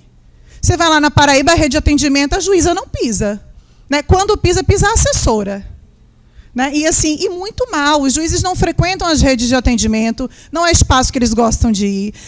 E agora sim, mas vão posar de eu me importo com a Lei Maria da Penha lá no CNJ, do lado da ministra, com aquele programa Paz em Casa, para dizer que eles se importam com a Lei Maria da Penha. Acho que tá, assim, o judiciário ele é muito central, e eu acho que a gente tem que começar a criar forças, sabe, dentro desses grupos que se reúnem aqui na Bahia, a nível nacional, principalmente o MP e a Defensoria, que tem poder para isso, né, tem um poder importante, a OAB, se não fosse golpista atualmente, né, mas as que não são poderiam atuar nesse sentido de tentar fazer força, correlação de força com o judiciário no campo da Lei Maria da Penha.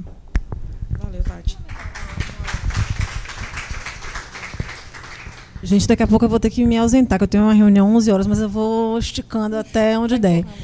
Vejam só, eu achava interessante vocês consultarem também os enunciados da COPEVID, COPEVID, COPEVID, que é a Comissão Permanente de Violência Doméstica e Familiar, que é do Grupo Nacional de Direitos Humanos, dos Procuradores Gerais de Justiça de todos os Ministérios Públicos. Tem uma força muito grande esse grupo, porque são todos os chefes dos Ministérios Públicos do Brasil, e só para dizer que do quanto são diferentes dos enunciados do Judiciário, são todos os enunciados da COPEVID assim, têm uma perspectiva muito feminista. Muito feminista. Então, acho muito interessante vocês consultarem esses enunciados. Aí, eu vou até pegando o gancho de Lívia, no portal Compromisso e Atitude, vocês conseguem acessar os enunciados do FONAVID, que são esses retrógrados que eu apresentei mais cedo. Tem os da COPEVID e tem os da comissão do CONDEG, que é o Conselho Nacional de Defensores Gerais, que reúne as defensoras e defensores que atuam na defesa das mulheres. A mesma perspectiva, juízes, defensores e promotores que discutem o tema. E é até interessante para a gente ver as linhas de interpretação da Lei Maria da Penha, tomando como base cada instituição do sistema de justiça. Agora, para mim, professora Lourdes, já lhe passando a palavra, mais cedo nós fizemos uma discussão aqui de um enunciado que, para mim, parece terrível e que eu queria muito ouvir a opinião de vocês, sua e de Jussara, que ontem discutiram, e de Isis também, que é a aprovação pelos juízes de uma interpretação que determina a condução coercitiva da vítima de violência para a audiência de criminal nas varas de violência. Condução coercitiva virou a moda no Brasil, mas assim, condução coercitiva da vítima para participar de uma audiência criminal, as violências todas sofridas. Então, assim, nós discutimos mais cedo, infelizmente. Isso. Queria só deixar aí para a gente conversar. Professora Lourdes. Bem, bom dia para todas. É um prazer rever várias de vocês, Vilma, a Helena e todo esse pessoal das antigas que eu conheço. Mas eu queria fazer 3 observações, e essa quarta que você está provocando agora. A primeira, a questão que a Vilma coloca, ela é super interessante, porque quando eu saí da secretaria, em janeiro de 2015, a ministra Eleonora já tinha conveniado com 23 estados brasileiros para a criação da Casa da Mulher. O que significa dizer que agora cada estado que tem que pressionar, porque os recursos foram estabelecidos. Eu era ordenadora de despesas, então eu sei o que eu assinei dos recursos que foram estabelecidos, porque de lá, da secretaria atual, não vai sair leite nenhum. Então, localmente, porque só tem 2 prontas, que como eu falei ontem, a de Mato Grosso e a de Brasília. Considerando que a de Brasília, que tem 2 anos, ela teve um temporal muito grande que levou embora metade da casa. Vocês veem a qualidade da construção, e a casa fechou. Então, a situação é dramática. Então, é uma demanda necessária que seja feita dos estados. Se aqui em Salvador a casa já está mais ou menos pronta, eu tenho que encaminhar para que ela seja concluída e para que ela esteja em funcionamento. Tá certo? Essa é a primeira observação. A segunda observação, claro, cada situação é muito específica, tem realidades diferentes, mas tem algo que nos une, não é? Que nem eu disse ontem, né? As mulheres brasileiras estão unidas por todas aquelas violências aqui mencionadas. Mas, lá na Universidade de Brasília, nós fizemos no NEPEM, não é, que é o equivalente ao NEIM, nós conseguimos não bater de frente com o judiciário, porque o judiciário, ele de um certo ponto de vista, a hegemonia do poder patriarcal. Então, é verdade que agora tem que levar a mulher de forma coercitiva, que é mais uma expressão do poder masculino. É um absurdo isso, entendeu? Quer dizer, levá-la coercitivamente, por que não leva o agressor coercitivamente? Então, a gente fez o seguinte, nós fizemos vários contatos e tal, e tem uma experiência que está funcionando há 1 ano e que é muito positiva. Então, o NEPEM, nós estabelecemos um fórum mensal com o Ministério Público, do qual participam promotores, procuradores e juízes. O doutor Benhur, que é muito conhecido, entre outros mais, participam, além de participarem outros membros do Ministério Público, não é, que trabalham no NEFAV, que é o Núcleo de Atendimento aos Homens, que trabalham em núcleos de violência e centros de atendimento às mulheres. E nós temos esse trabalho, esse encontro mensal, que começa às 9 da manhã e vai até meio-dia, que é como aplicar a Lei Maria da Penha. E isso tem dado resultado. E um dos resultados concretos é que nós fizemos, no dia 7 de novembro, uma audiência pública com o Ministério Público do DF e federal, com participação de deputadas, Érica Cocá e outro grupo de deputadas federais, na universidade, com mais de 200 pessoas, a ex-procuradora Ela Vieco e outras autoridades mais dessa área do judiciário, que discutiu a violência contra as mulheres dentro do campus da UNB, no campus de Brasília e nos campi dos diferentes lugares em que a UNB está presente. Foi extremamente importante e a gente tirou um conjunto de medidas que vai levar para a nova reitora, que pela primeira vez vai ter uma reitora, que foi nomeada de ontem para hoje, saiu hoje no Diário Oficial, que ela deverá implementar. Porque a violência dentro do campus da UNB, ela é muito grande. E esse ano, a aluna Luíse foi assassinada por um aluno dentro do campus do laboratório de biologia. Ela foi lá, que ele chamou que ia se matar, que não sei o quê, não tem nenhum núcleo, um centro de apoio. Ela foi, porque se ela tivesse recorrido ao centro, ela teria sido acompanhada. Provavelmente ela não entraria na chantagem. Chegou lá, ele asfixiou com os produtos do laboratório, a abusou sexualmente, a assassinou às 10 horas da noite, colocou no carrinho de carregar material, cobriu com um tapete e saiu do Instituto de Biologia, atravessou o campus, atravessou uma rua e foi baixar lá no Clube Minas e enterrou a moça. E cadê os guardas? E cadê o pessoal dentro do UNB? Às 10 da noite. Isso foi notícia nacional e internacional. Entendeu?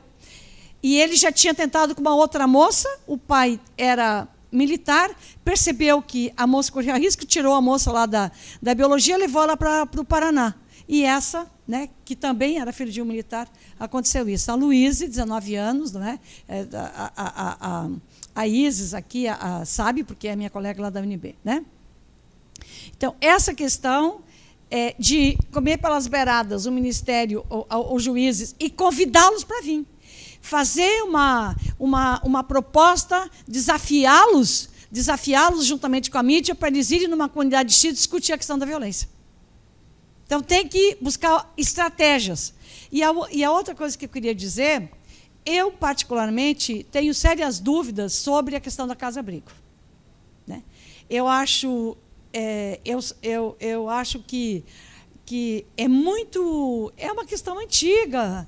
E tem muitas questões relativas a essa, e eu, quando pude me manifestar, quando me perguntaram, eu nunca neguei minha posição, que eu acho violento, desrespeitoso, desconsiderável, humilhante, todos os qualificativos que a gente possa dar para retirar a mulher do seu habitat, do seu espaço, retirar ela, os filhos e levar. Eu conheci uma meia dúzia de casas-abrigo, não é?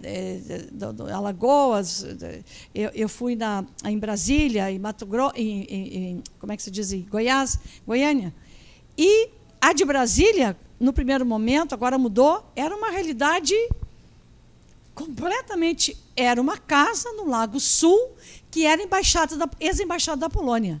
Uma casa que tinha uns 20 quartos, com não sei quantas suítes, não sei quantas piscinas, não sei quantas, quer dizer...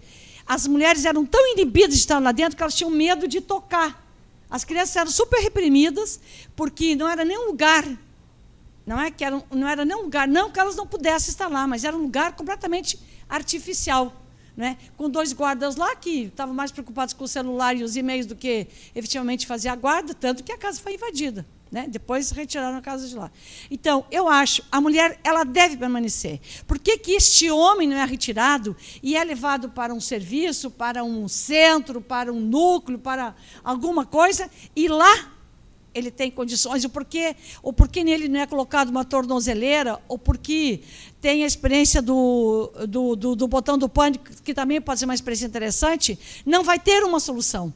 As soluções terão que ser múltiplas e diversas, porque a violência ela é múltipla e diversa, e as complexidades são diferentes. Então, eu acho, você tem hoje 70 casas-abrigo, eu acho que não é uma política que vai para frente. E eu não vejo do poder público que tenha muito interesse em cima, exatamente porque é uma outra forma de oprimir as mulheres. É uma outra forma de coagi-las, de mantê-las em reserva. Claro, falando... exceções devem existir se há, por exemplo, um risco de vida iminente. Não é? Se há um risco de vida iminente, que você sabe que pode acontecer um risco de vida iminente, mas, mesmo assim, é difícil de balizar.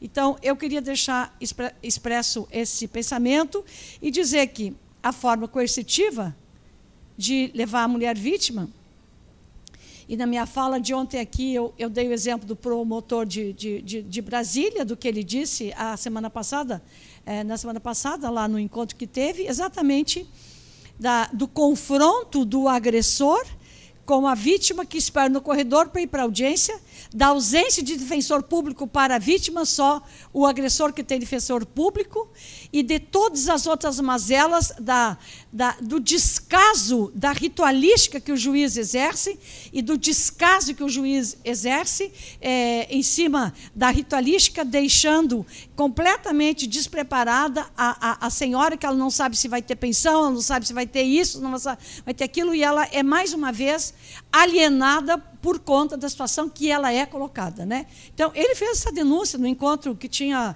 da psicologia, que tinha centenas de pessoas, não é? E na frente, inclusive, de juízes que estavam presentes. Porque nós conseguimos um pouco, né, que membros do Ministério Público e das varas venham lá para... Mas é um trabalho de formiguinha, porque não é uma coisa simples, né? Porque os juízes se acham o santo Deus. Eu sei porque eu tenho um irmão juiz, a mulher dele é desembargadora, eu tenho uma irmã também que é, então eu sei como é que eles são, né? Quer dizer, briga demais com eles, né? Eles já nem me olham direito por conta disso, né? Mas tudo bem.